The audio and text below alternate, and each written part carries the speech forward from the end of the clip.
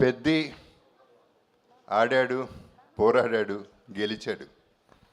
గెలిచిన తర్వాత Peddi team release అయిన తర్వాత ఆడాల్సి వచ్చింది, మళ్ళీ పోరాడాల్సి వచ్చింది, మళ్ళీ గెలిచారు.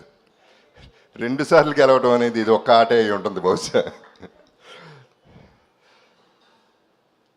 300 కోట్ల 400 కోట్ల ఎంత అయిందో పక్కన పెడితే ఈ సినిమా ఎంత రేజ్ అంటే 300 రూపీస్ టికెట్ కొన్నా డిసైడ్ చేసేస్తాడు. అంటే వాళ్ళ చేతిలో ఎంత పవర్ ఉంది, వాళ్ళ థింకింగ్లో అంత పవర్ ఉంది. అంత వల్నరబుల్ ఇండస్ట్రీ మంది.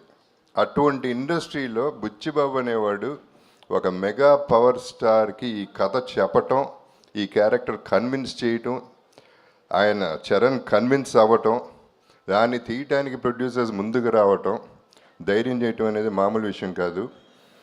కొంచెం అటు ఇటు అయి ఉంటే తిప్పి కొట్టేవారు జనం. అంత రేజర్ ఎడ్జ్ ఇది.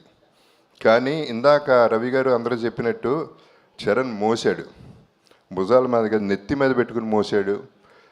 అంటే అన్నీ దాటాలంటే ఎంతో రేంజ్కి వెళ్ళాలి, ఒక రేంజ్కి వెళ్ళిపోవాలి. అంత పర్ఫార్మెన్స్ ఇచ్చి అందరినీ ఇంతగా ఇది చేశాడంటే it's unbelievable. I would say he was just not a man in this film, he was a superman, he was a he-man.